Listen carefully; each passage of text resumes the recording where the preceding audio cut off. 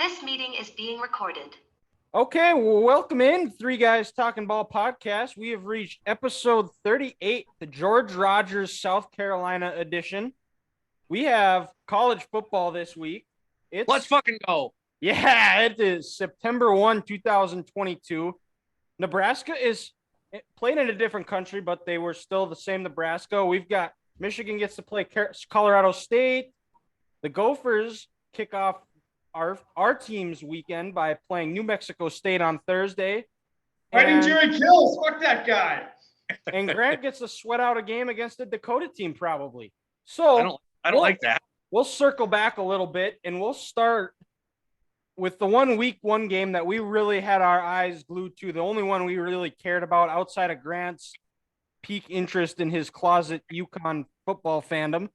But Nebraska lost to Northwestern 31-28. They were up 28-17. Scott Frost decided to make things about himself, try to get credit, and think he was the smartest guy in the room, go for an onside kick after they just went up 11 for the second time, flip momentum, end up losing 31-28. And they play the North Dakota Fighting Hawks, who has a chance to end Scott Frost's tenure in Lincoln if they were to pull off this upset. And my opinion is if they lose, Scott Frost shouldn't even be allowed to address the team. He should be fired as he's walking into the locker room. Actually, he should be fired when he's going to shake hands with Bubba Schweiger. No, this is what they should do. They should get a tarmac somehow in Memorial Stadium and then reenact the Lane Kiffin when he got fired at USC on the tarmac. Take his car, take his state identification, anything and everything right there. Just strip him, almost make him have to go home and just his draws on there. And he used to be Nebraska's favorite son. Now he's just a homeless man walking around the streets in Lincoln. Florida man in Nebraska. Florida man in Nebraska on September 3rd. Wouldn't you just love to see it? Well, I mean, Grant, we're not ones to toot our horn, thankfully, but we did kind of say that Scott Frost wouldn't be the home run grand slam hire that everybody else said he was going to be. Or like what Ethan gives a call, let's give credit where credit is due. Scott Fraud. Mm-hmm. Because he is a fraud. He is. And then makes these changes, but he's still the head coach.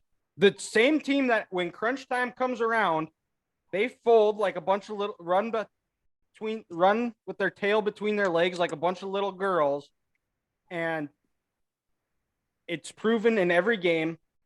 Like what make your defense was playing fairly well. Make Northwestern go the whole field. It's not like they're playing Ohio State or a Michigan or any top 10 team in the country. It's Northwestern, who can barely move the ball, who was 3-9 last year. If they made his landscape look like a Heisman candidate. If they go the whole way, who cares? They take probably 7 or 8 minutes off, and they're still down by a score. And there's no time for them to get that second touchdown. Yep. The defense looked the same. The run game, outside of the one run, they ran for basically 50 yards. Speaking of that, did you guys see what Northwestern's offensive line coach tweeted on the way home? How fantastic was that? Because I didn't puke during my workout tonight, so I feel like I need to go back just to go work out harder and puke. Well, exactly, because according to the Scott Frost and Nebraska way, if you're not throwing up 15 or 20 times through a workout, I'm basically a peasant. You're not doing it right. Yeah, I'm not doing anything good. And to think Northwestern only threw up 4 times and they still got the win. What an absolute shame. Well, and Northwestern was led by a Minnesota native in Evan Hull. Dude, he's turned into a beast. He's freaking good. He's a big dude. He's freaking jacked. Can squat this is like 500 times 5 or 500 times 5 or something like that. Just like ridiculous. That's like a 701 rep. That's insane. It was just stupid, the numbers they threw out. That's a crazy 1 rep max if you're putting up 500 by 5. That's nuts. Yeah. It was something like that. It was just a stupid number. But there was all this talk in Lincoln about all the change some coleslaw stuck in my throat, but we're all right. Coleslaw's trash. Ooh, not a good take, Ethan. It's a good take. It's the best Not a take. good. That's You a can horrible boo take. me all you want. You know I'm right. You've I'm gonna clearly Will never. Smith You you. know, here's the problem. You've had coleslaw in the north. You go to Tennessee and North Carolina in the south. There, that's when they make coleslaw right. So you haven't had the proper coleslaw. Exactly. It's all bad. No. You got to get down to North Carolina and have some down there. It's It's just wonderful. as bad as Scott Frost. Let's call a spade a spade. Whoa, No. hey, Whoa, that is Yeah, disrespectful to coleslaw. sluts. that is just disgusting. Unbelievable here. But it's all the changes. They hire a special teams coordinator, and his first press conference, he throws his offensive coordinator under the bus, telling them they need to be more sophisticated. They put up 28 points. More creative. Casey Thompson looks like he's a player. Their O-line is still awful. They're still horrible in the trenches. And that's what's going to be the downfall and I don't think they'll fire him yet because he's owed like $15 million. But once October 1st hits, that buyout goes down to $5 or $4 million. So I wouldn't be shocked if by Nebraska's got an interim coach. Well, What? and A mid-year drop like that, that's unheard of. Scott Frost should fire his agent immediately. Yikes. That's awful. Cool. Well, and Dylan, but to your point, before they play Oklahoma, if they lose to either North Dakota or Georgia Southern, and then when they lose to Oklahoma and they go 1-3, as soon as they lose that first Big Ten game in October to a team like Illinois or Purdue, he's gone. Because we've talked about it before. Their last 4 games are hellacious against 4 teams that he's looking across the sideline. He's calling their head coach daddy. He ain't beating the Gophers.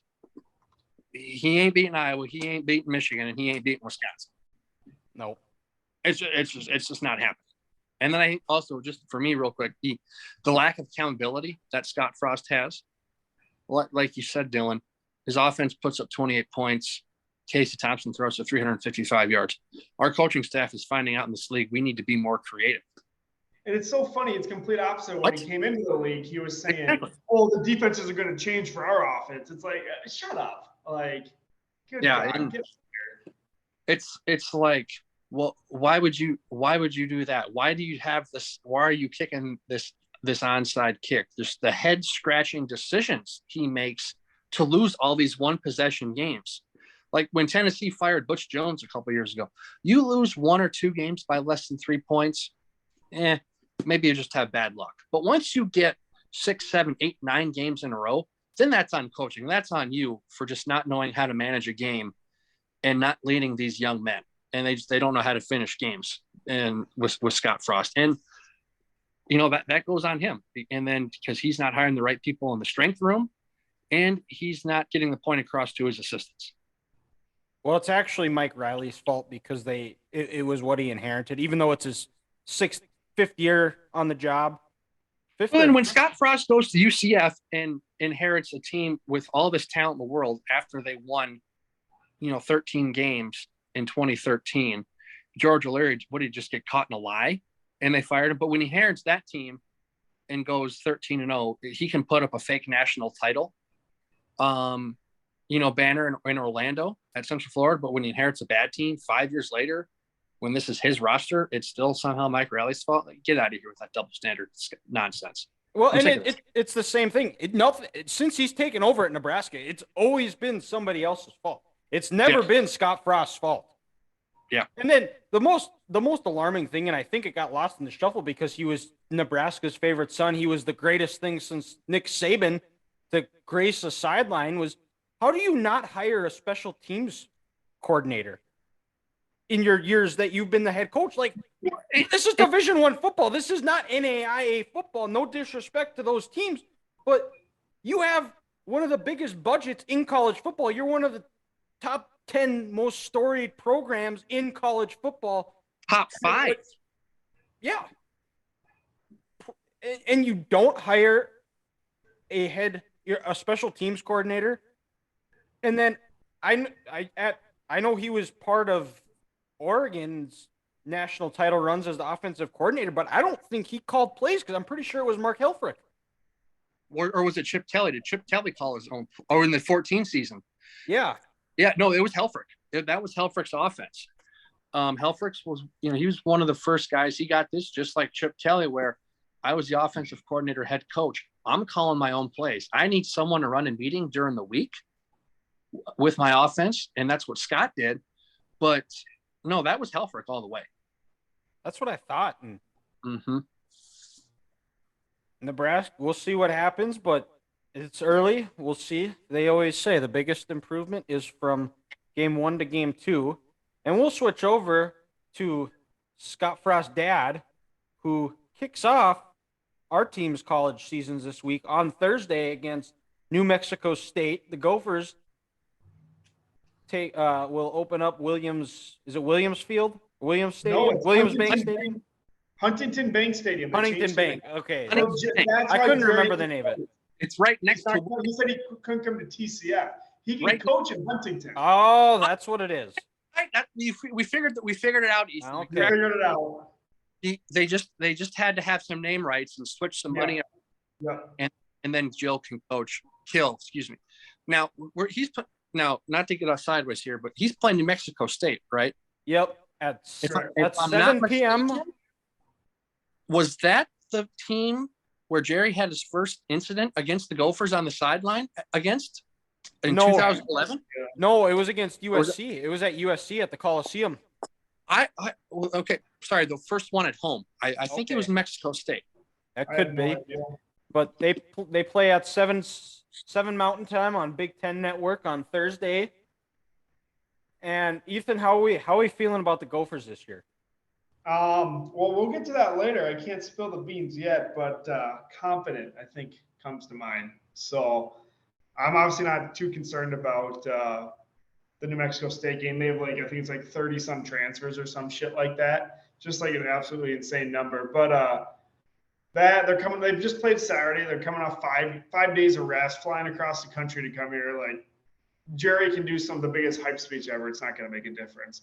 But I'm looking forward to the Colorado game. I think that'll be a much better test because Western Illinois, one of the worst teams in the FCS, comes in second week. So looking forward to them seeing Colorado.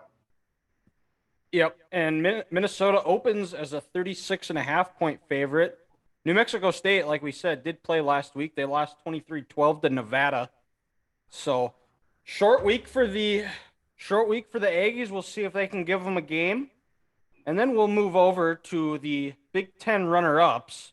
And the last time Iowa played a team from the Dakotas, they ended up losing on a last-second field goal to the Kings of the FCS and the King of the Dakotas. And that game kicks off at 10 a.m. Mountain Time on FS1. There is no line for this game on ESPN. But Grant, are you nervous? Are you sweating? I can tell that sweatshirt. It is black, but I can see there's a little bit of some sweat marks. You've got to be a little bit nervous about the Jacks. Go big, go blue, go Jacks.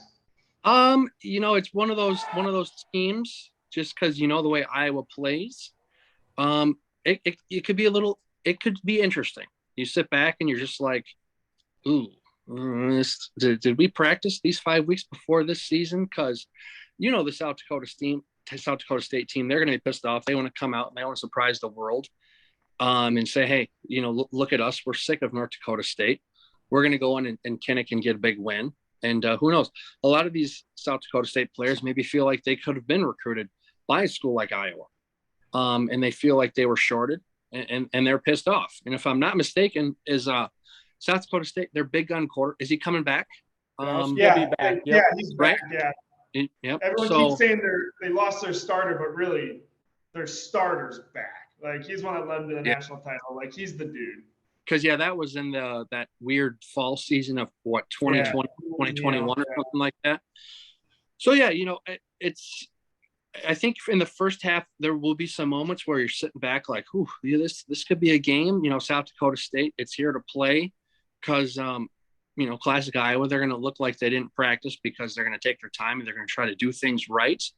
But I think as we get into that third quarter, just the depth on the Iowa defense is going to kind of prevail, And South Dakota State, their offensive line is nothing like that North Dakota State offensive line was in 2016, where they just, they looked like they should have been playing Penn State in the Big Ten title game that year. That's how dominant North Dakota State was. But no, I think it's going to be a competitive game in the first half. I wouldn't be surprised if Iowa has a turnover too, because South Dakota State's going to want to come out and jump on them and prove that, hey, we belong. And, this is a message to North Dakota State too, that, hey, we're coming for you this year.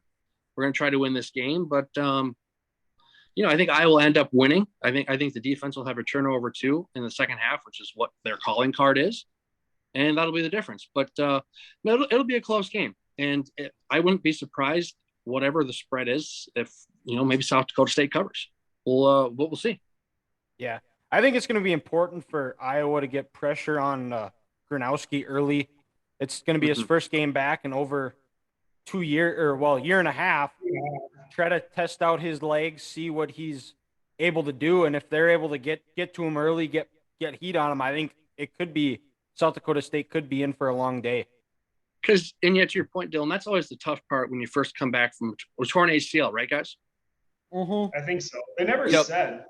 Yeah, it was a hockey injury report, a lower body injury. Okay, so you know what? Just to have something here, we'll say it was a torn ACL and MCL. It's unfortunately a common injury these days. That first season back in those first couple of games, especially when you're first seeing live ammunition, and if you have people falling on your knee, you don't know how you're going to react. And let's say he's a right-handed quarterback, and if it was that left knee, that's the knee he's going to stride with, and that's the one where people could fall into, and he maybe get a little gun shy. So to your point, Dylan, this Iowa front four, they're just going to have to try to create constant pressure and make him nervous so he doesn't feel comfortable. And that's the big thing when you're playing a team at the FCS level. You don't want to give them confidence and let them hang around in these games. You want to come out, you want to dominate and bury them early, so they essentially lose their will to live. You let them hang around a little bit, they get a turnover or two, they're feeling confident. Maybe they have a nice, 7-play, 80-yard touchdown drive, and shoot, before you know it, they think you need to be there, and then you're thinking we should be dominating these guys right now, and you're not. And that's how upsets happen. So try to jump on them early, get a turnover too, nice touchdown drive, and hopefully by the fourth quarter, we're feeling comfortable and can start the year off 1-0, getting ready to play Iowa State week 2. Yeah, it will be interesting to see how he looks, because he'll be almost 7-8 months fully recovered from this thing. Yeah, and because they held him out of spring too, because he wasn't fully healthy. So I don't know. We'll see his chemistry with receivers, and because South Dakota State, they like to run their QB. He's an athletic kid. See how comfortable he is handing off to the running backs, those mesh points too. Well, and to your point, Dylan, if I'm South Dakota State, I don't know how much I want my quarterback running against a really solid group, a really good group of linebackers that Iowa has with Jack Campbell, and then Benson and Justin Jacobs. Thank you, Ethan. I don't know how much I want my quarterback running against them, because I want to look into the long-term future of this season. If I'm South Dakota State and I lose a game to Iowa, shoot, I still get a chance to play North Dakota State once, probably twice, and the ultimate goal is to win a national championship. So we'll see. Yeah, and we'll move over to the Big Ten defending Big Ten champions, my Michigan Wolverines. They open up against Colorado State. And the last time Michigan and Colorado State played, there's somebody on this podcast who guaranteed a Colorado State victory over Michigan and ending Michigan's season, but they didn't even cover. They didn't even belong on the same court as Michigan did. And it's going to be very similar to this game Saturday. Colorado State's not even going to belong on the same field as Michigan. Michigan, it was, when I was writing notes for the show, it was 27.5-point favorites. That line's jumped out to 30.5. They play at 10 a.m. Mountain Time on ABC. First game of the day, Saturday. Get started off watching Michigan. Cade McNamara is going to be the starter.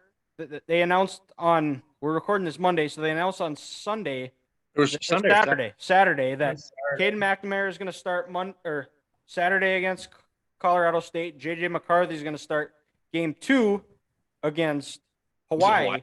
Yep. And he said both of them are going to play. And then I wouldn't be shocked if this plays out up until the Iowa game, because just looking at Michigan's schedule, they've got Colorado State, Hawaii, UConn, and then they open Big Ten play with Maryland. Should be 4-0. It won't matter who they're playing. Do they leave the state of Michigan until they play Iowa? Nope. And they do have 2 new coordinators to replace. Josh Gaddis left for Miami. He's got replaced by Sharon Moore, who was on the staff last year, and Matt Weiss. Both were on the staff. And then replacing Mike McDonald will be tough, but they got another John Harbaugh disciple who worked with Mike McDonald in Baltimore. And then last year he worked, I don't know exactly what he was at Vanderbilt, but that's where he came from. So I think the schemes and everything is pretty much going to stay the same.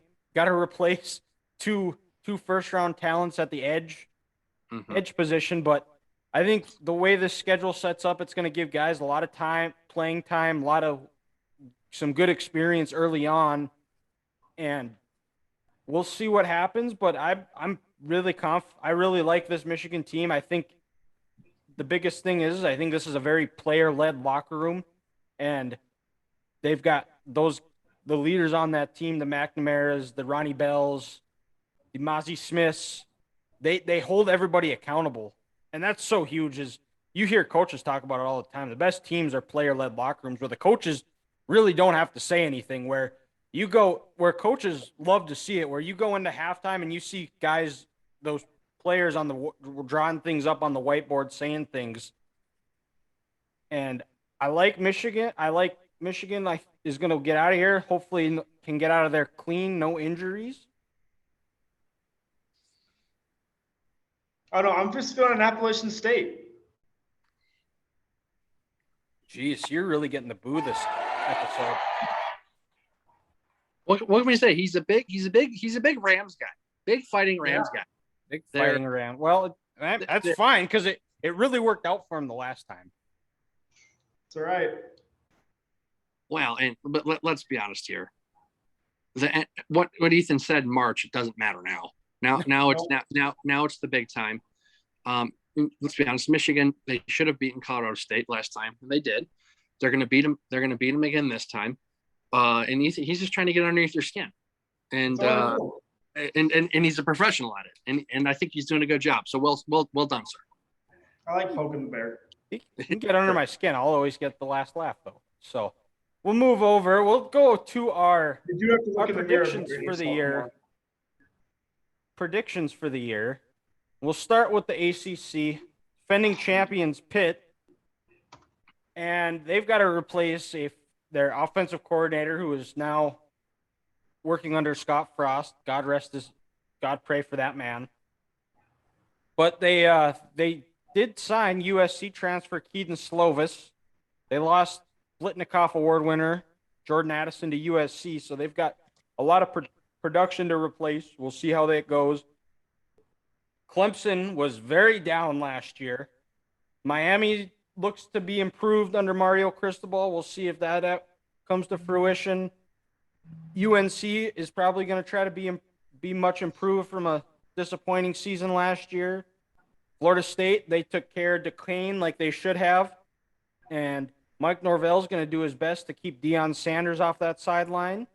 But for me, I think the story is going to be Clemson returning to the top of the ACC. DJ Uiagalelei had a very disappointing year last year. I think he ended up getting benched at one point. But sounds like he's had a really good offseason. He's trimmed down some. He was a little bit of a thick boy last year, but it sounds like he's trimmed down and is taking this a little bit more serious, not has more focus on football rather than NIL money. So I like Clemson to come out of the Atlantic, and I think the Coastal Division's kind of is a bit of a toss-up, but I like Miami because I think Mario Cristobal, hiring him as your head coach, he's instantly the best coach in that division. And I think they have enough talent because of the way Miami's going to play. They're going to play complementary football. They're going to run the ball. They're going to keep the defense off the field. And I think that's going to be enough for Miami to get into the ACC championship game. But in the end, I think Clemson's going to end up having too much talent for this year. And they're going to come back crowned as ACC champions. I have one of the same teams as you, but I actually have NC State coming out over Clemson. That's a good football. They're a good football team. Their game's in Clemson this year, but I'm going with the Wolfpack. I don't know. I just feel there's something different about them. There's a good vibe. It's the same thing with Miami. Like, they have some serious mojo down there right now. I mean, I don't think a lot of the national analysts are talking about them, but just their recruiting is going through the roof right now, and Cristobal coming home makes a massive difference. And Ethan, to your point, Devin Leary is probably the best quarterback in the ACC playing for North Carolina State. Yeah. Like, they have some serious talent. They return a shit ton. Mm-hmm. I don't think it's all like 20 whatever starters it is, but it's high teens is what they bring back. I'd say at least 16 or 17 starters are back. I thought it was like 17. So they bring a ton. I have NC State beating Miami. So that's what I got. And then we'll save our playoff predictions for after our Power 5 I ain't gonna say conference nothing. winners. So for me here, guys, with the Atlantic, I'm with Dylan. But again, I'm with Ethan.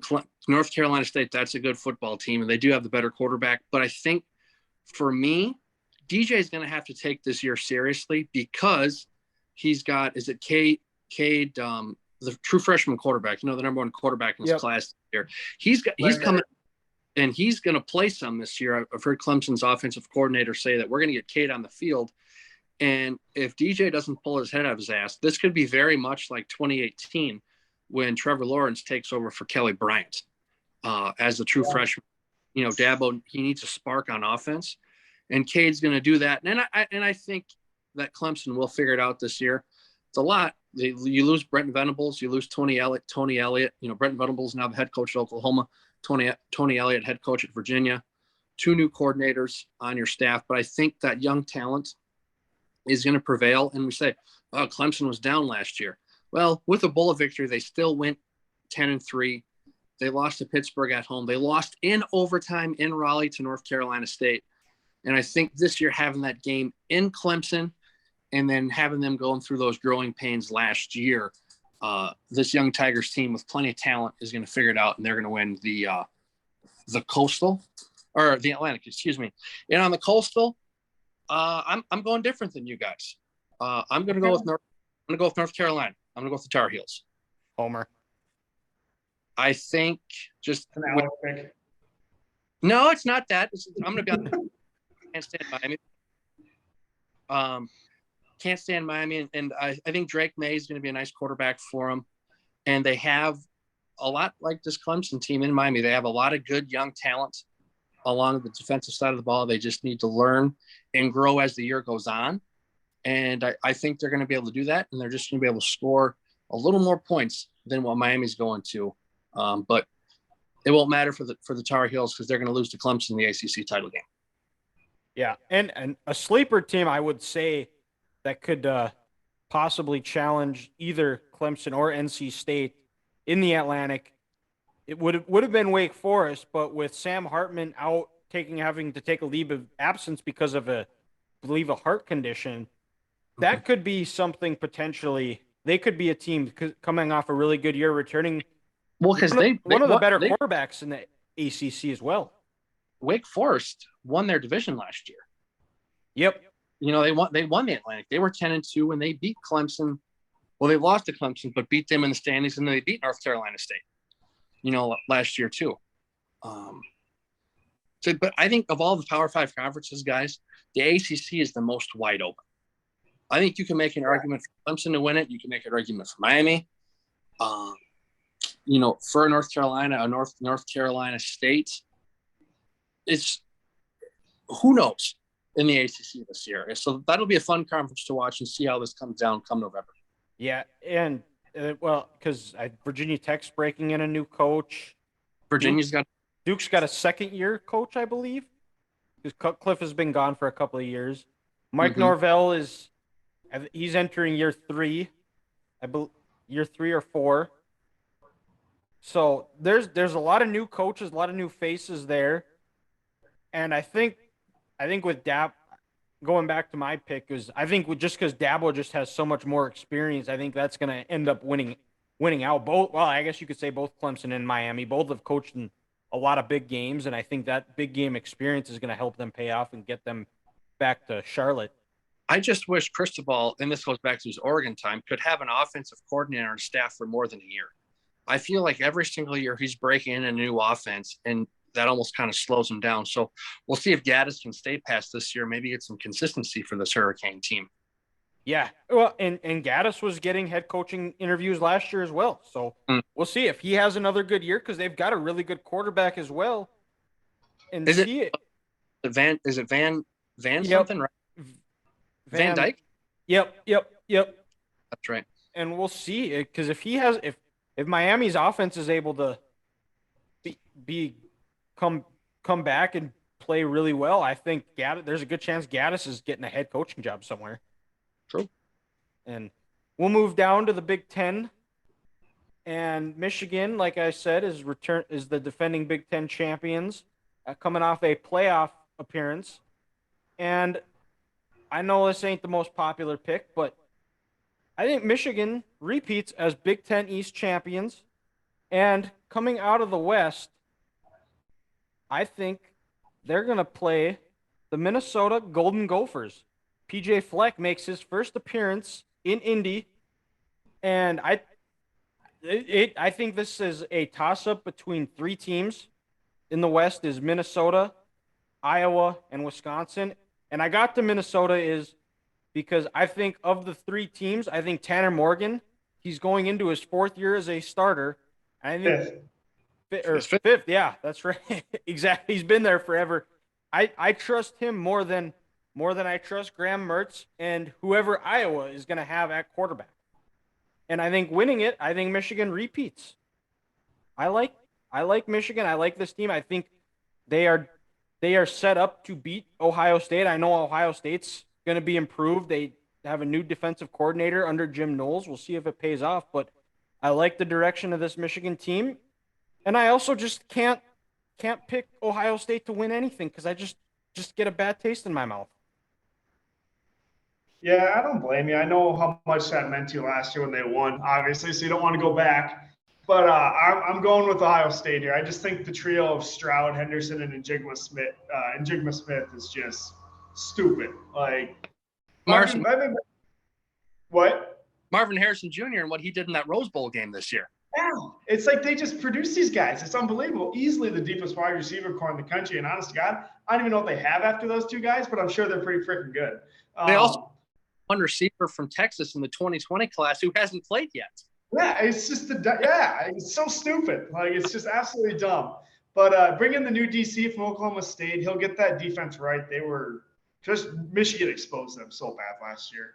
But even Utah in the Rose Bowl, literally same thing. But no, I think the DC will get them back to there. And I just feel like Michigan lost so much on the D.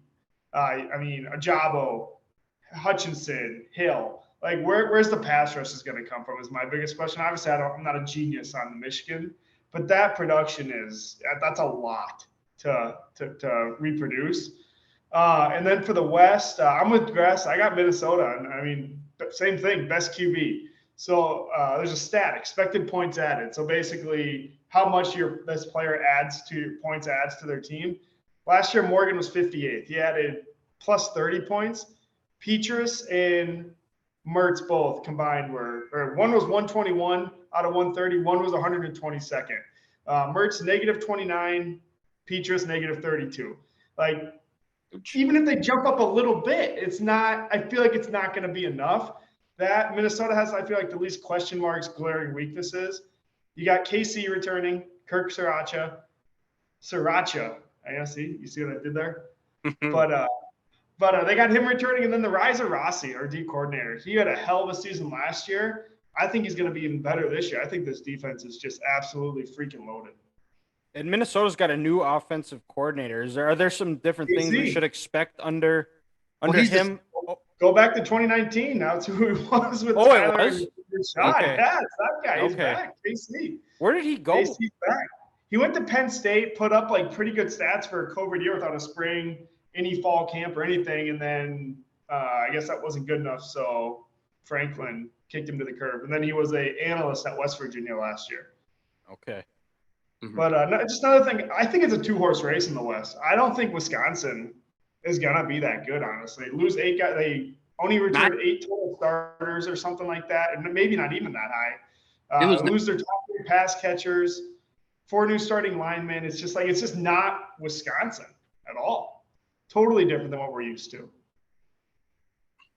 And also, Ethan, to piggyback on your point, these last 2 years, you guys know me. I'm not going to get caught up in these recruiting rankings, but Wisconsin is not bringing in the talent like they had in years past. No. And the ones they have brought in have been they've underperformed. Look at Graham Mertz. Graham Mertz was a 5-star quarterback. He looks like a 2-star. Yeah, He looked better under Jack Cohn. Yeah, and that's why. And he got pushed out for Graham Mertz because of they thought easily potential. Easily. And then he went out to Notre Dame last year and won 10 games, right? Yep. No, they were 11-1 last year. Yeah, they look like idiots. They lost their bowl game to Oklahoma State, but in the regular season, they were 11-1 with Jack Cohn as quarterback. Mm-hmm. Yeah, big oops by Wisconsin there. Mm-hmm. But, for me, boys, I'm with Ethan here on the Big Ten East. I think Ohio State, they have an embarrassment of riches. And, Dylan, it's nothing against this Michigan team. Michigan's the second best team in the Big Ten. Let's not kid ourselves here. Mm-hmm. It's just, unfortunately, they're in the same division as Ohio State, so they only get their one shot at them. And I think with Ohio State, their defense was young last year, and they were still pups. I think they walked in with that mentality of, hey, we're at Ohio State. I don't need to work. And, Michigan exposed them, and also Oregon exposed them week 2 last year. And, let's not forget the Gophers were running the ball extremely well on Ohio State last year before Mo tore his Achilles. So they needed a year to mature. And I think they needed a new coach to kind of come in and tell them, hey, you guys, you got to work on defense. And I think that's going to be the edge. And then also CJ was great last year, and he's just going to be better this year. I personally think he's the best quarterback in college football. Nothing against Bryce Young, but I just really like this Ohio State team. And I think they're going to be pissed off for what happened to him last year, and they should be, because Michigan beat that ass. And it was fun to see. As a football guy, you want to see games won like that in the snow. It's cold, and Michigan whooped them. So I think, and then again, Ethan and I talked about this the other day. The talent that Michigan lost in the defensive end, I think it's hard to recover in 1 year from that. 2023, 2024 could be a whole different story. But I think this year I'm going to roll with Ohio State out of the East. And for the West, call me biased, but I'm going to roll with Iowa. Ethan and I, we've been saying this since April. It's a 2-team race. Iowa, Minnesota. You can go back and forth on that. The part that does suck for Iowa this year is their opponents in the East. You play Michigan and Ohio State. And then you also got to play Wisconsin, Nebraska, and Minnesota. So that's tough. It's not going to be easy, but I like the pieces that this Iowa defense brings back. The guys who played a lot last year, and then they finally have some young players at the skill position where I think if they can get the ball in their hands, they can make some plays. Sam Laporta at tight end, Keegan Johnson, Arlen Bruce, Sam Laporta. Gavin Williams had a nice bowl game at the running back position last year against Kentucky. So, it's going to be a good team. And let's be honest, the Big Ten West is going to come down on November 19th at Huntington. It's going to be cold. It's going to be Iowa, Minnesota. And that's how the Big Ten should be. It should come down to these cold games outside. And I'll roll with Iowa to have the opportunity to lose to Ohio State in the Big Ten title game. But that could be a potentially big noon kickoff game. Yeah, Minnesota's not going to beat Ohio State. I didn't say that, but I figured it was just everyone knew. Yeah, and then, to your point, with Minnesota's other tough crossover game, it's at Michigan State, and I'm not as high at Michigan State as I am Michigan. No. And in those crossover games, if you can at least get one of them against those horses, Mm-hmm. that might be the difference in winning this division this year. I mean, I don't think even Penn State's going to be that good, but you're playing the whiteout. Like, they didn't want to do it for the Ohio State game, which I get. So, I mean, no matter what, even if they get shit stomped by Ohio State, that place is going to be electric just for that moment. So, that's going to be tough. Yeah. Well, and I don't understand the hype around Penn State because they weren't a good team last year and they returned virtually the same team. Sean Clifford is not a good quarterback. He's the most overrated quarterback in the league. It's not even close. And what I don't understand is this. Penn State, they're recruiting, supposedly some of the best classes in America. Well, one, where's your NFL talent? And two, they're recruiting these players. They don't have a backup quarterback. Clifford went out last year, and their backup quarterback was worse than Spencer Petras. Well, I just texted you this today. Wisconsin doesn't either. Their guy just blew his They don't have a backup quarterback either. So, I mean, it's just embarrassing, some of this quarterback situation here in the Big Ten. But especially at a place like Penn State, how do you not have a quality backup? I mean, this guy looked like he was lost. I mean, shit, Iowa decided to take three knees, and punt because they knew this guy couldn't drive the ball 90 yards instead of trying to run it out. They pretty much just said, we're gonna take a couple knees and give this back to your quarterback who can't play. And for a coach like James Franklin who can recruit the way he can, and Penn State being there in the Northeast, that's just embarrassing to not have a backup quarterback. And your point, Ethan and Dylan, Sean Clifford's awful. He's terrible. He is not a starter. He is done with football after this year, and he only came back because of the COVID year. He knows he has no future outside of football after this. Ever since that loss at TCF to the Gophers, he's been shit. You're right, yeah, because they were 7-0, 8-0 going into that game. Yeah, they were both 8-0. Yeah, that's right. Well, and do you know who the backup was behind Sean Clifford 2 years ago? No. Was it Will Levis? It was Will Levis. Yeah, he's going to be a first-round pick this year. Yeah, he could be the third quarterback taken. Yeah. And they let him walk. Yep. Jeez. And I think running that place into the ground. Yeah.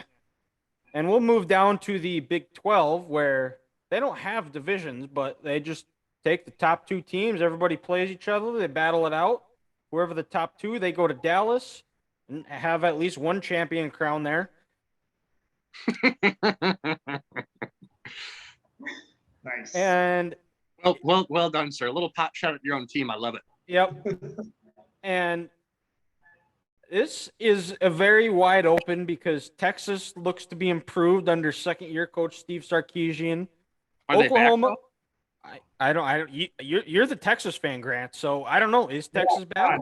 Mike's waiting for your opinion here. Yeah, Texas. I don't know. Like Mike said, we don't know what they're back from, but apparently they're back. But Baylor is the defending Big 12 champions. And then Oklahoma, they lost their coach, quarterback, a bunch of transfers, but it looked like Brett Venables was able to finish the recruiting year strong. He was able to get Dylan Gabriel, a Central Florida transfer, to transfer in. He's going to be the starter.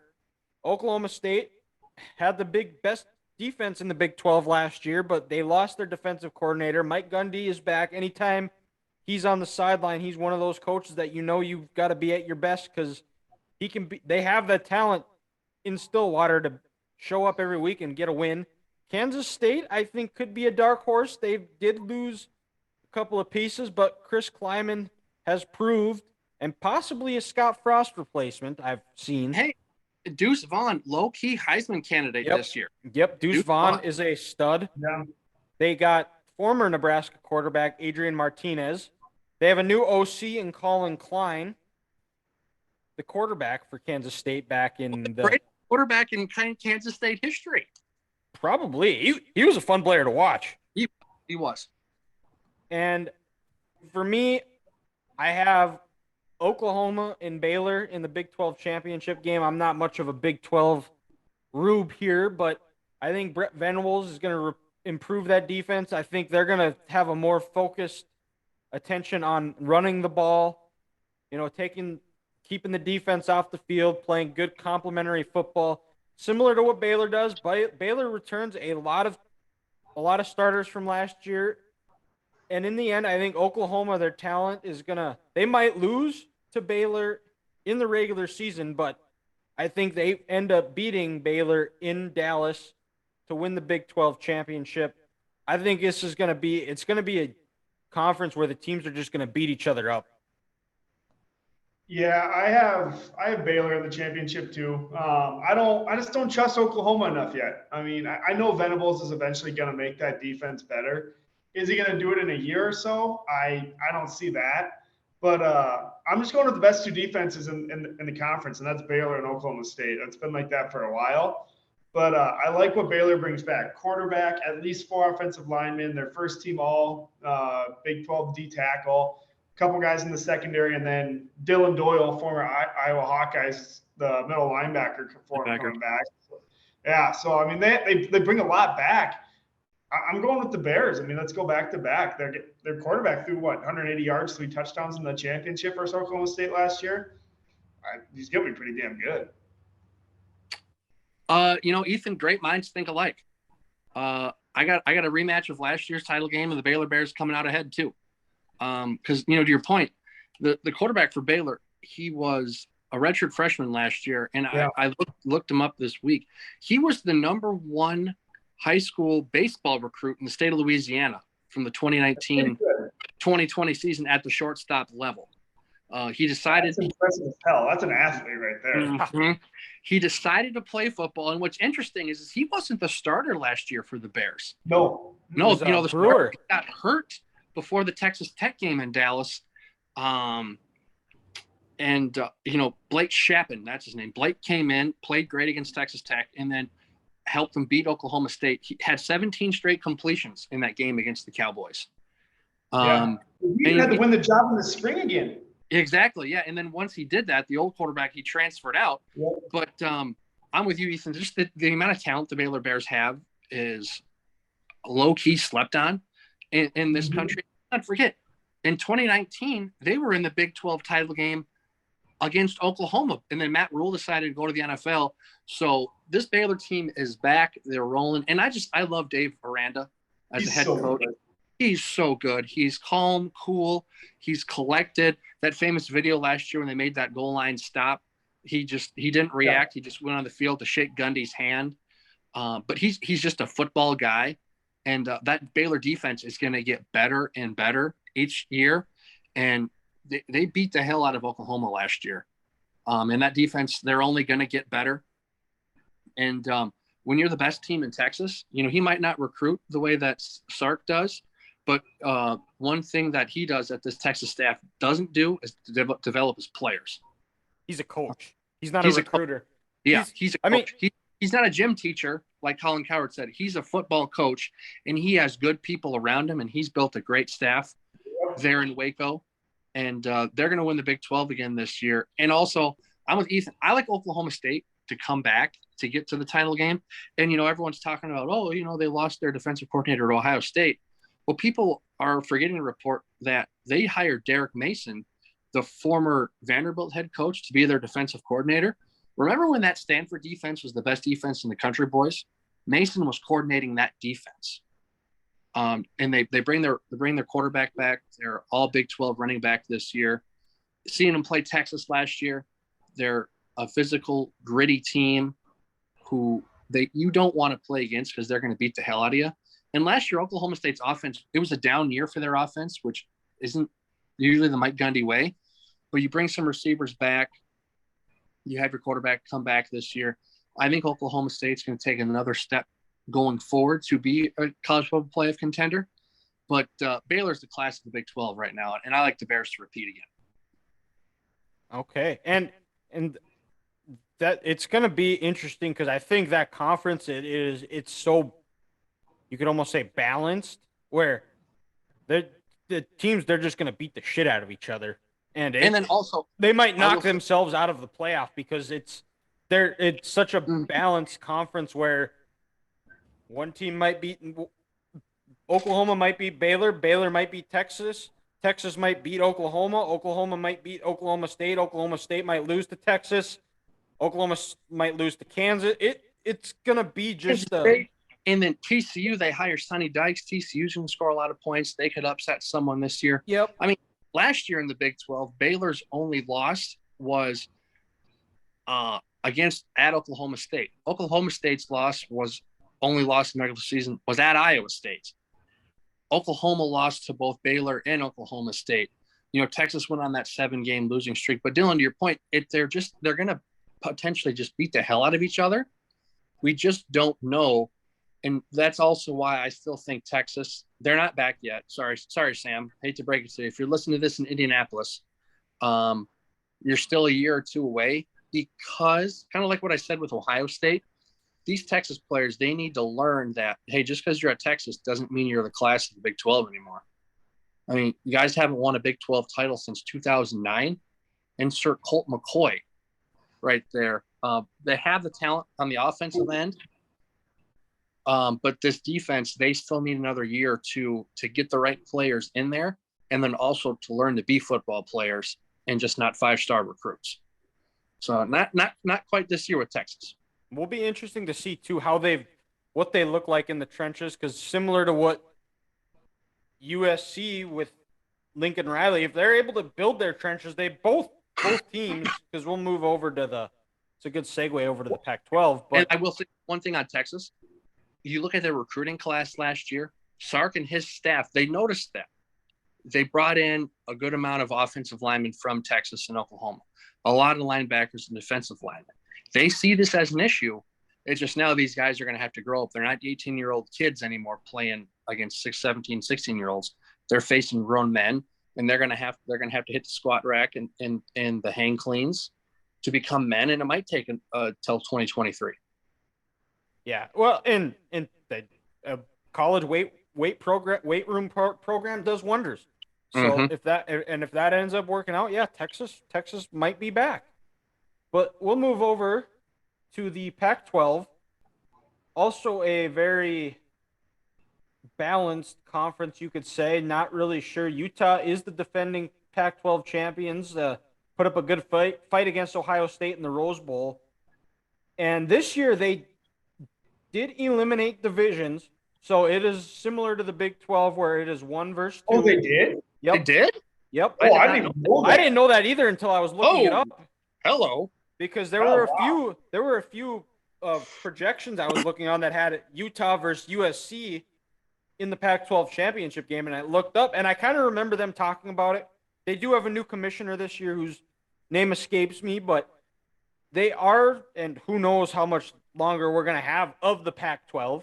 But Utah returns a ton of talent. They were knocking on the playoff. They have a tough opening week matchup where they travel down to Gainesville. Billy Napier gets coaches his first game for the Gators. They are a 2-point favorite last I looked. But that's going to be a tough game because anytime you go into the Swamp, that place is going to be rocking. They've got a new coach. Florida has a really good quarterback in Richardson. And we'll see. And then the second team that I have coming out of the Pac-12 is I have Oregon. I have a rematch, actually, of last year. I think USC is going to be improved under Lincoln Riley, but I don't think they have the talent in the trenches to compete yet. Mario Cristobal did a really good job of recruiting in the trenches on the O-line and D-line. I think they're going to be really good there still. They're going to be improved at the quarterback position under Bo Nix, who transferred in from Auburn. And I think they have good weapons on the outside. I think Utah versus Oregon, and I think it's going to be similar to the Big 12 championship where whoever wins or whoever loses the regular season matchup between Utah and Oregon is going to win the Pac-12 championship game, and I have Utah repeating as Pac-12 champions. I'm going to stay with my pick. I had Oregon coming out of the North. I thought it was still separate, but I don't think USC is going to be as good as people think anyway. So, I mean, I'll stick with them. Screw it. Why not? Oregon's always good. They have athletes everywhere, and Bo Nix, I think, is a pretty good addition for them. But I'm really high on Utah, guys. Really freaking high. Quarterback comes back. Best running back comes back. 5 of the top 6 receivers come back. 9 starters on offense coming back. Dude, Yep. they lose 2 linemen. That's it. Everyone else is back. Yeah. Like they might have the best freaking offense in the country. Like they're gonna be disgusting. So, but their defense isn't bad. They lose their 2 linebackers, the 2 borderline first round picks, which will obviously be big. But if I was reading right, they returned some good D linemen. And then their secondary, they get a 2-time FCS All-American from Illinois State. So like they have some reinforcements coming in. But yeah, I have Utah winning. I have them going undefeated in the Pac-12 actually. Well, boys, let's make this a clean sweep. Utah, Oregon. Again, we're sleeping on Dan Lanning. I think he's going to be a good head coach there at Oregon. He can learn from what how Kirby Smart built that program at Georgia. And the difference is I think Oregon's defense, when you look at them play last year, they were very stagnant. And when I say that, they are very much like Iowa in their schematics. They didn't bring a lot of pressure. They didn't disguise blitzes. They rushed 4. They played 7 in coverage. Well, Dan's going to come in and he's going to change that. You're going to have odd fronts. You're going to have even fronts, mixed pressure packages. This Oregon defense is going to get after it, and they're going to pick up right where they left off in the recruiting end. And I think you guys are right. Bo Nix is an upgrade at this quarterback position, which, Oregon, they were down these last 2 years after Justin Herbert left. So I think, that's going to be enough because they'll have the second best quarterback in the conference. But I'm with Ethan. We were talking about this the other day and watching Utah in that Rose Bowl. People forget, in that Rose Bowl, they had so many players out with COVID and other injuries. They had wide receivers playing corner. That's why Jackson Smith and Jigba did what he did, and Marvin Harrison Jr. went off 350 yards. Yeah, for 350 yards. It's because he's a wide receiver. And they still barely won. So, and then Pac-12 last year. No, sorry, USC did in terms of points per game. Utah had more yards per game.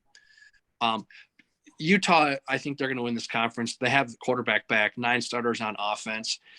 And sure, you lose your 2 linebackers, but at the Kyle Whittingham special, he's going to have defenders. He's going to have a good defense. He's going to have great special teams. Utah is a physical team. They've gotten better and better every single year. They've been in the Pac-12 title game like 3 of the last 4 seasons. They lost in 18, they lost in 19, they finally won last year.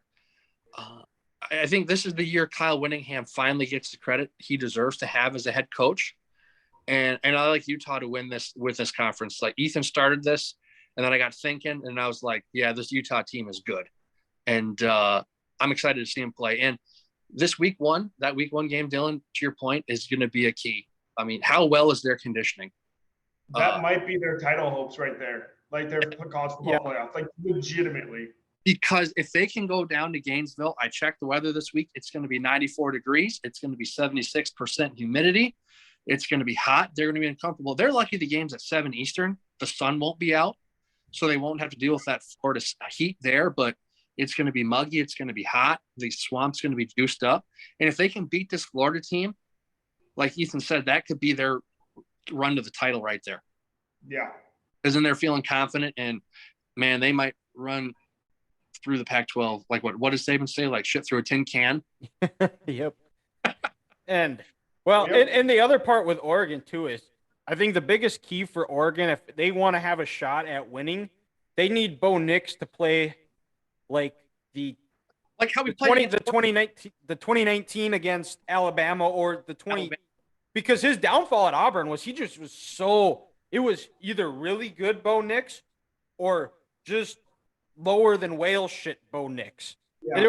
There was no in between. And if they're able to get a consistent play out of Bo Nix, Oregon easily could be vying for a playoff spot and vying for a big or Pac-12 title. I think USC, just the way their schedule sets up, they're going to be undefeated. They'll probably be a top 10 team going in about midway through the season because they just don't play anybody. And we'll see if I don't think they've built well in the trenches And That'll be they haven't been able. Lincoln Riley hasn't done it well at Oklahoma since Bob Stoops left, so he has to change that. well. And then when they play Oregon, when they play Utah, and then also their last game is UCLA. Chip Kelly is building from the inside out, and the way that Chip runs his offense, Lincoln don't want to face that. Yeah. Yeah. So, I mean, we'll see. And I don't know. Caleb Williams, he was either really, really good last year or he was really down. So we'll see how he is. See if Southern California airness and smugness doesn't get to his head, which I hope it does because I hate USC. Yeah, the Pac-12 is gonna have right away be able to put the critics to shut up if they can knock their 2 games out this weekend. I mean, yeah, obviously we just talked about Florida and Utah, but then you also got Oregon and Georgia Saturday afternoon. Yeah. So they have opportunities here. Yeah, I mean, it's go time week 1 for this conference here. Yeah, and we'll move over to the SEC. And Alabama is the defending SEC champions. Georgia's the defending national champions. And I don't see that changing a whole lot. I think the most interesting race in the SEC is who's going to be number 2 in the East and the West. Because Georgia, the East is still going to be a little bit down. I think Florida under Billy Napier is going to be up and coming. Dan Mullen didn't leave the cupboard bare. Just kind of a bad fluky year for the Gators. Tennessee is on the up and coming. I still think they're not quite rebuilt down in the trenches yet like Georgia is. Georgia did lose a lot on defense, but they just recycled that with 5-star players. And Kirby Smart's not a gym teacher. He can recruit, and he's a hell of a coach. And I think they returned Stetson Bennett. I think he's going to be asked to do a lot more. We'll see if he's able to handle it. And Alabama, they've got you could make an argument they probably have. I know you guys mentioned C.J. Stroud, who is extremely talented, but they might have the best player on offense and defense in the country in Bryce Young and Will Anderson. Anderson's so freaking good. He's my favorite player in college football, guys. I love watching him play.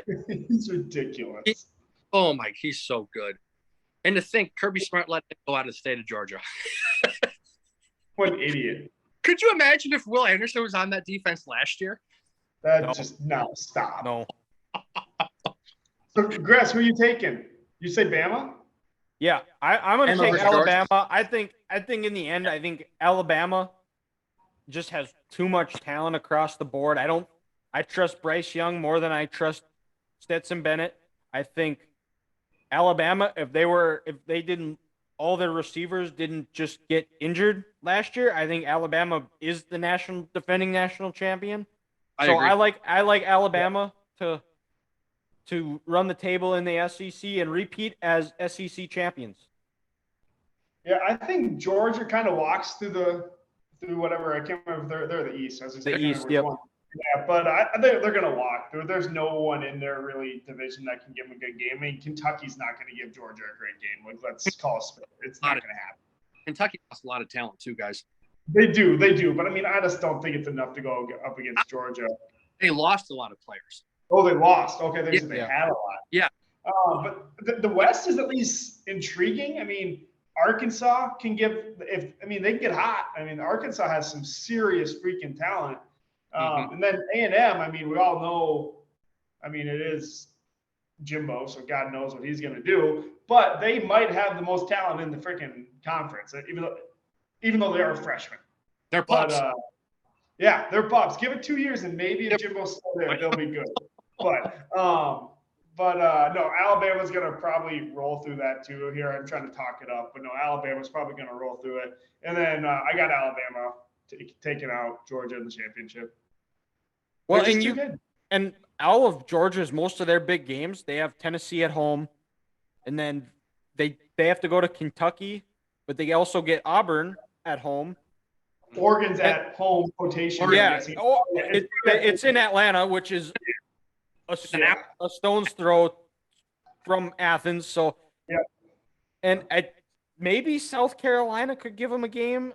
No, not a chance. At home under Shane Beamer and Spencer Rattler, but no. You're not. No. But that would, like, looking at the schedule, that's probably their toughest road game. Do they go to exactly Death Valley or no?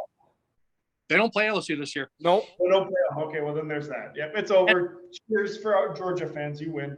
And Ethan, to your point, Tennessee, who has to go to Athens this year, they get Alabama at home, but they're not going to beat Alabama. No. They have Florida at home, but Tennessee has to go to LSU. Yep. So the fact that you have to play Alabama, you have to go to LSU, and you have to go to Georgia, the East is one right there. So I'm with you. Well. Yeah. Your point, Georgia lost their front seven. Well, guess what? They're just going to cycle through. We thought their defense in 2017 was the greatest college football's ever seen. Well, 4 years later, they put this squad out last year. So they'll be just fine. And Their 2026 team is going to be disgusting. They're going to allow 4 points a game that year. But yeah, to your point, Stenson, he's going to do his thing. He's going to learn and he's going to grow. He'll take what he did in that second half of that title game against Alabama and grow this year. Sure, I think they lost, was it White, the running back, and James Cook, but it's Georgia. They have 3 or 4 running backs every single year. Just like Bama. They just recycle. And in Alabama, I think they might win the SEC West, guys, by 3 games. It's going to be bad. So you're saying that they'll have it locked up after they beat LSU. 3 games. So after, Alabama. Okay, yeah. Yeah. Okay, I thought you were talking Georgia, but yes. No, yes, but it'll be the same. It'll be the same. Yeah, Georgia will have it up by Veterans Day. Yeah. You just look at Alabama. Like, listen to this. This is just the tip of their iceberg on their roster, guys. Bryce Young, Will Anderson Jr., Jahmyr Gibbs, Eli Rax, Jermaine Burton, which is a wide receiver nobody knows but will be a stud, Jordan Battle, Henry To'oto'o, and then Dallas Turner, the other outside linebacker. That's not even counting their offensive line that they're bringing back because they were young last year. And Saban said last year was a rebuilding year, and you were 7 minutes away from the national title. What's this pissed off team going to do this year? With second receivers. Everyone who listed is probably a top 2 round pick. It's Alabama's conference to lose, and I think Jimbo wrote a check he couldn't cash this year. October 8th, it's going to be a savaging in Tuscaloosa when Alabama plays A&M, and I'm excited for it, guys. Yeah, it will be. And, apparently they're good now. They both were just a little bit emotional and acted out of it. And he did an interview with, I can't remember who it was, but apparently they're good now because they're from the same area, and they sometimes testosterone takes over. And again, I kind of agree with Ethan. Arkansas is going to be a good football team, and I think they might be second in the SEC. Here, you bring back KJ Jefferson, you have the second best quarterback in that division. They got better under Sam Pittman last year. They're recruiting well. They're going to run the ball, be physical at the line of scrimmages. They're going to stop the run. Nice bowl game win last year against Penn State. And then also, they have a 5-star outside linebacker who's going to be the best player in this Hawks defense last year. I can't remember his name, but he was an Alabama transfer because he couldn't get on the field because of Dallas Turner and Will Anderson Jr. And then you bring in Hazelwood from Oklahoma, the 4-star receiver. Oh, yeah. Yep. You bring him in. I think Arkansas is going to be a good team. This SEC West, guys, in 2 years is going to be so much fun to watch. Brian Kelly's going to squad there in Louisiana. If Jimbo can develop this young roster and actually get a quarterback, he hasn't had a quarterback since Jameis Winston.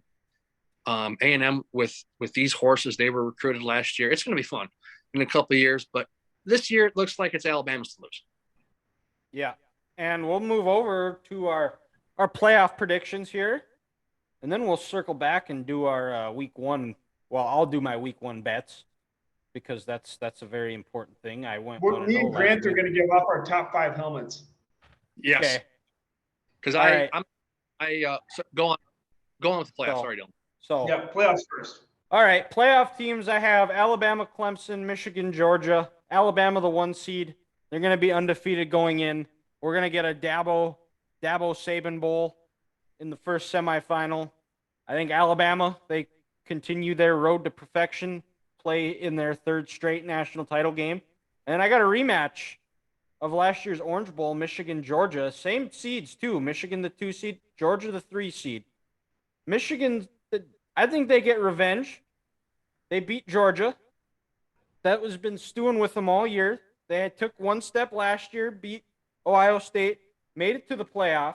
This year they take a next step forward, and they're playing. Jim Harbaugh and Nick Saban are playing for a national title. That will be a press conference for the ages. It will be. And I think Michigan takes another step, but I don't think it's enough. I think there's too much talent on this Alabama team. I think Alabama wins the national title. That's my prediction for the year. Very basic for me. There you go. Grant, you go. I have a very unbasic one. So, Grant, you go ahead. So, number 1 overall seed in the playoff, I got the Crimson Tide. Like you said, they're just the best team in America. They're going to be pissed off, and they're going to try to take some heads off some bodies this year.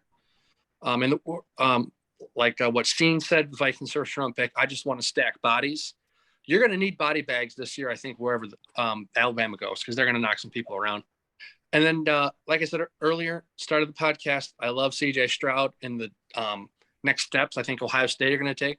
I think Ohio State's going to be the 2 seed. Probably, undefeated Big Ten champs, with their closest game being against Michigan there. And then they play Iowa again in Indy, like I said. But the Bucks win the Big Ten, get the 2nd seed.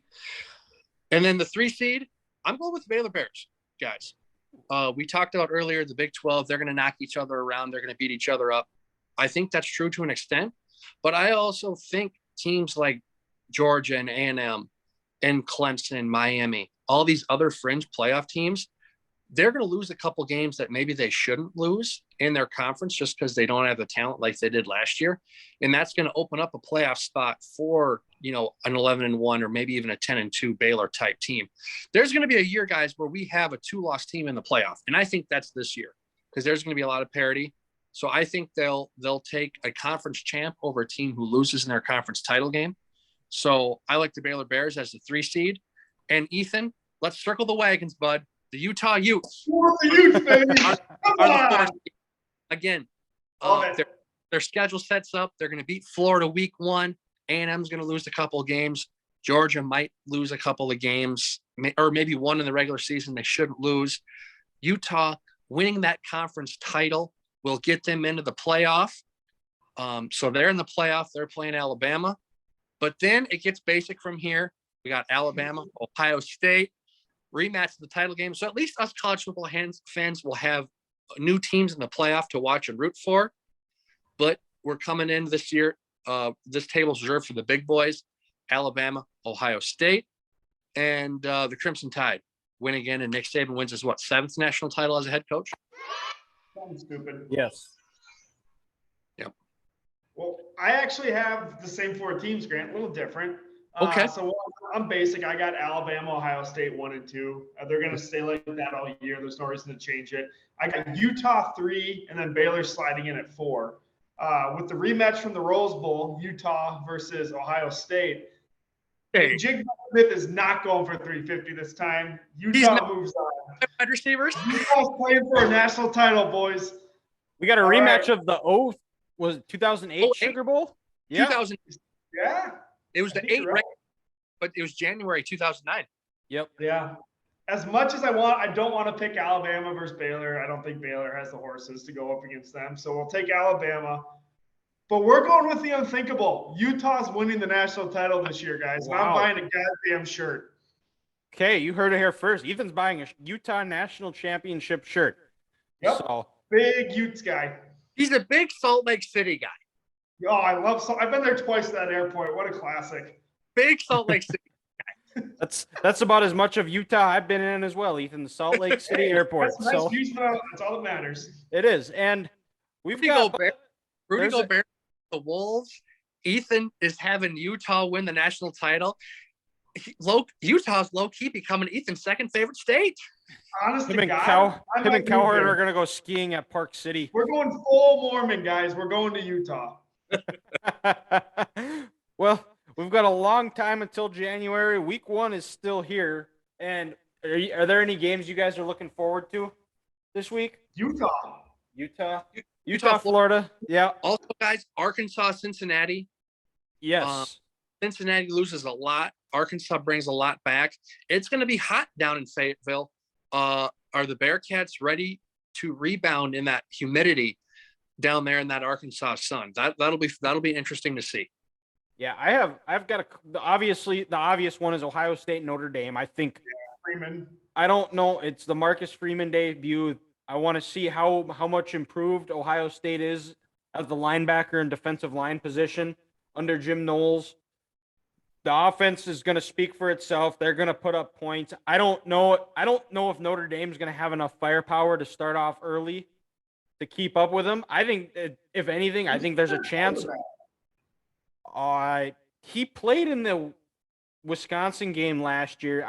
I think there's a possibility for Notre Dame to get a backdoor cover, but I wouldn't be shocked if this game is over within the first 6.5, with 6.5 minutes left in the first quarter, with how much talent. The Notre Dame quarterback, he was he's a true freshman last year. He's like the sixth quarterback in that 2021 class. I'll get it here. But we talked about it when we were picking our conference champion winners. It's Oregon, Georgia. The spread is actually the same. Georgia's a 17.5 point favorite, like Oregon is. That game is going to be the preamble for Ohio State Notre Dame on ABC. It's Dan Lanning facing his old team. We'll see Bo Nix facing a familiar team. So I think we'll see. I think Oregon will come out. I think they'll come out a little bit sluggish. I expect Georgia to probably hit them in the mouth right away, and I think there's a chance for Oregon to get a backdoor cover, but I think Georgia rolls easy. And then I have Cincy, Arkansas, also at 1:30 on ESPN. Arkansas is a 6-point favorite, and Cincy's coming off a team that lost 9 draft picks. It's just nuts. Yep. And then Arkansas returns one of the best quarterbacks, probably the second best quarterback in the SEC West for sure. Not the second best in the conference. Overall. Yeah, I'd say second overall. He's better KJ than Jefferson. He's better than Levin. And Arkansas, they do have to replace their leading rusher outside of KJ Jefferson and their top 2 receivers who are both gone. But Sam Pittman, he loves running the ball. I think that's going to be able to kind of balance out as he brings along those young receivers throughout the year. I didn't have a pick for this game, and then I don't know, because I think Luke Fickell's going to have those guys ready when they come down. Because even though they did lose a lot, I think Luke Fickell is a good enough coach where he's going to be able to replenish that talent. But I think Arkansas will win, but that's definitely a game I want to – if the Oregon-Georgia game gets ugly, I'm definitely going to be flipping to that one, because I do think that one's going to come down to the wire. And then on on Sunday night is LSU, Florida State, where Brian Kelly makes his debut as LSU head coach. Is it in New Orleans? Is that in the Superdome? Yes. Yep. That's in the Superdome. Mike Norvell. This is going to be a big measuring stick for Mike Norvell. I think if he's able to come and hang around and sneak out a win against LSU, look out ACC, because that might mean, dare I say it, Florida State might be back. But I don't think LSU. I think LSU has a lot of talent. Their biggest question mark is the most important position on the field at quarterback. I don't trust whoever they're throwing out. Always has been outside of Joe Burrow. Yeah, Joe Burrow. We didn't know Joe Burrow at all. We've been over this. We've all been over this. Joe Brady. We needed Joe Brady to know Joe Burrow. Yep. And then that national title team had 15 draft picks. Incredible. Yeah. Incredible. Yeah. And so NDSU, I know we've talked about South Dakota State today. We can't not mention our alma mater. North Dakota State plays Drake out of Iowa, and all NDSU is doing is just going to give them a lobotomy. That's all we have to say about that game. It's not going to be close. 45-point favorites or some shit like that. I haven't even seen the line for it yet. Whatever it is, they will cover. Yeah. That's the crazy thing about NDSU is when they'll play these roast beef tech teams like a non-scholarship team out of Drake, who's been okay in the Pioneer League, they still find ways to cover. Like when we went to the Baylor game or the Butler game, the field, they were 48-point favorites and they covered it because they that was just guys. The only thing Drake is good for is creating the next great pharmacist in this country, and a basketball team in about 2008. This game, it's going to be awful. I mean, you know how I said you're going to need some body bags in Tuscaloosa this year? You might as well just have a morgue at the Fargo Dome. Because it's going to be ugly. It's like when they have those freaking freezers outside hospitals during COVID. You might the Des Moines Police Department might want to show up and identify some bodies. And yeah, so week 1's going to be fun. Can't wait. It kicks off Thursday with Gophers, New Mexico State. There's Tennessee, Ball State. We've got some good ones on Thursday, and I'll start with my gambling picks. And I actually have New Mexico State covering the 36.5 against Minnesota. Minnesota's still going to win by 30. But in these openers again with Minnesota, they always seem to kind of start out a little sluggish, a little slow. They play down to the level of their competition. I think Jerry Kill coming back, I think that'll get them to play a bit inspired for about a quarter and a half. But in the end, I think Minnesota ends up leaning on them, and they end up winning by about 30. So they get the cover, but I have New Mexico State covering. Well, like a 47-17 type game. Yep. Yeah. I'm hoping they don't score more than like one touchdown, but we'll see. It'll probably be like 14-10 halfway through the second quarter or something, and then Minnesota will take over. Just jump on them. Good. Yep. And then I have going out west, a team NDSU is going to play in week 3. They are going to play San Diego State, who is a 6-point favorite. I like the Aztecs in this one. Arizona, a lot of transfers, a lot of question marks under second-year head coach Jed Fish. San Diego State should have been the Mountain West Conference champions last year, except they were down 20 players because of COVID in the championship game where they lost to Utah State.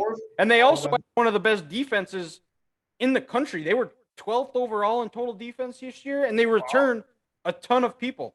So is that defense coached by Brady Hoke? It is Brady Hoke. Yep. No shit. He's the head coach. They open up a new stadium as well. Right. And I got this line at -6. I saw this morning it already jumped out to -10. So I got that at some good value.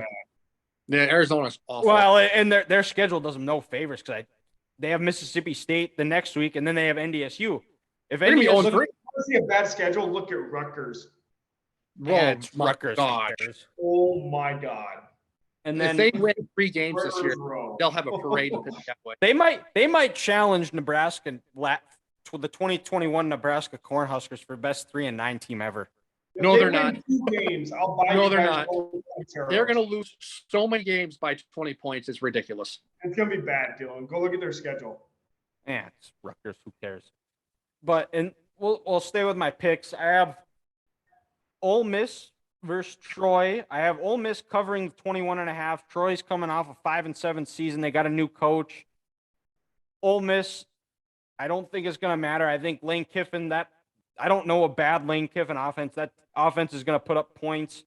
DJ Durkins is still the defensive coordinator. They're going to be flying around. I don't think this game is going to be close. I think the Rebels roll.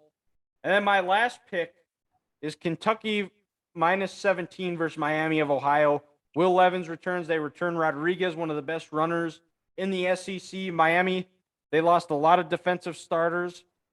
And I think Kentucky jumps on them early and rolls again. They roll the Red Hawks. Roll the Red Hawks. Yeah. Well, Grant, let's talk about helmets. Let's roll, baby. Yeah, we'll do it. We can go every other. You want to get a little weird? Go every other. Well, I'll be in on this too. Okay, you can think of 5 quick. Okay, that's fine. We'll go. Everyone goes. So I'll go first. My 5th ranked one, the Ole Miss Baby Blues. Oh, sexy. Oh yeah. Oh, if they're number 5, you have a good list. So I'll start. I want to throw in an honorable mention. Right here, it's the Gophers gold helmets they wore against Iowa last year. Ethan, that shiny chrome ones, Yeah, the chrome, chrome. the white top, the maroon pants. Wait for it, guys. It's just a clean look. Yep. It's sexy. I like that a lot. That's my Can I do my honorable. honorable mention real quick too? Yeah. You say clean, Alabama. I just don't like him, so I couldn't put him in the 5. That's fair. But number 5 for me, I'm gonna go with the Clemson Tigers. That orange and that white look, I love it. I think it's sexy. It might be my favorite uniform in college football. And whenever they have, their championship, that championship orange, when they're wearing the all orange, the white paw just represents that helmet with the white face mask so well. So number 5, the Clemson Tigers. Okay, and then that puts me. So I will go number 5. I think I'll go with Miami. Just the classic, the U on there. You get the smoke going like they're running out of the Orange Bowl. I know Grant doesn't like Miami, but just when you think Miami, you think swag, you think just we're just better than you and we know it. And I just like that Miami look, the U. You just can't beat it. It's simple, it's clean, and it doesn't have all the extra fancy shit that some of these helmets do. Miami at number 5. All right. Well, I know we're all Catholic here, but I know you guys hate this school. But I'm going with Notre Dame at 4. Like you mentioned, classic, clean. Everyone knows the Golden Domers. I feel like it's kind of hard to leave that one out. Yeah, I'm with you, Ethan. I agree. Notre Dame is on my list, but not now. Okay. At number 4, Go Blue, the Michigan Wolverines. Again, it's maybe one of the most iconic helmet on there with the wing, the maize and the blue. It's a great color scheme. I still think it's somehow underrated around this country here. So it's iconic. And I like that Harbaugh brought back the stickers on the back of their Dylan. I don't know if you do or don't, but I do. I like the Michigan helmet at number 4. I do. I like that. I didn't even mind when Brady Hoke had the numbers on because they didn't change it at all. They just added to it, and it wasn't like so obvious where it's like, hey, look at me. Look at me. It's clean. It's a good clean look. And I will go to number 4, where similar, we're pretty much the same here, where we like the clean. There's not the extra things. And I'll say Texas is back. I like Texas at number 4. Just the horns, the hook 'em, especially when they wear that all white. You get flashbacks to the 2005 Rose Bowl. Vince Young going to the corner. He's got it. R.I.P. Keith Jackson, one of the great, probably. And this might be a discussion for a later podcast of some of the best college football announcers. He's up there. Yeah. The top 5, top 3, and there's really, I don't even want to have a debate of who is better because they're all incredible and they shaped our childhood. Yep. But I have Texas at 4. This is kind of where I break the mold and I get away from the clean and everything. But you can call me a homer on this pick, but the Gophers dark maroon ones with the black M for the Ohio State game last year. Wasn't a huge fan of the jerseys, but I really, really like the helmets. Yeah, the Gophers, they have a wide variety of helmets options, and most of them are good. The one I don't like is when they have the yellow helmet and the whole Gopher head. That's a bit in my. But the yellow helmet, Ethan. Now, with the Gophers here with the maroon M, that's a good look. Yeah. I like that. I'm going to stay in the Big Ten at number 3 and Ohio State. Again, it's a traditional look. You got the gray helmet with the sparkles. When they're playing Michigan there at the end of the year, when you have all those Buckeye stickers on both sides of the helmet, I think it's a great look. You think of all the superstars they've had wear that helmet before. A lot of memories have shaped our childhood. So Ohio State, just a classic, clean look at number 3. And then I have at number 3, I have Florida State, the Seminoles. Mm-hmm. Just the arrowhead, also just a clean look. I like that they have the stickers in the back, and when especially their newer ones, the ones that they wore when they won the national championship, those jerseys were atrocious and needed an upgrade. I'm glad they finally upgraded. but I have Florida State at number 3. All right, I'm up. I guess I away from space there for a second. We're gonna go with Oregon. We're gonna do the apple green with the yellow O. So the brighter green, not the darker green, not the Kelly with one. with the wings. Yeah, no, not the wings, just straight green. Okay. It pops. It's the one that pops the most to me. I don't like the wings ones. That's just a little too much. Okay. But this apple green one with the yellow O just screams beauty. Mm-hmm. And then, we're going to circle back. And Ethan, we agree here again on this one that I have them a little higher, but Notre Dame, again, not a Fighting Irish guy at all, but you just see that shiny gold helmet. It just reeks of college football tradition. It's just look, you see that and you're like, this is a big game going on. Notre Dame's going to lose that big game because it's what they do, but it's just a good look. And, it's college football tradition and history. And when you go on my list here, it's a lot of old school traditionalist helmets, which are just all clean and sexy, and they represent a program and a region very well. I'm not saying you're predictable, but I kind of knew that was the way you were going to go. That's fair. Yeah. I have at number 2. I have Notre Dame as well. Just it's college football. Anytime you see the Golden Dome, there's going to be a big game on. Like Grant said, they're probably going to lose unless Trevor Lawrence is out with COVID, even though he was there and was on the sideline, but whatever. And DJ threw 400 yards, but let's celebrate like we just. Yeah, well, who got the last laugh that year? But just the clean look, Gold Dome, always awesome when Michigan and them play, because Michigan usually kicks their ass. To quote Paul Allen, it's college football immortality. Yes. Notre Dame. Yes. Number 1, I'm going out there a little bit with this one. You guys would never guess it, but the Florida helmet that's white with gators on one side, the F on the other. Oh, yeah. That is a nice one. Fantastic helmet. I love it. Florida, they didn't crack my list, but their uniforms and their helmets are so simple. They just get it right with the orange with the cursive gators on there. Yeah. Fantastic. But I'm going to stay in the state of Florida, but we're going to go up to the state capital city, Tallahassee, Florida State. Like Dylan said, these new uniforms are just awesome. They revamped the logo, the gold helmet, the spear on there.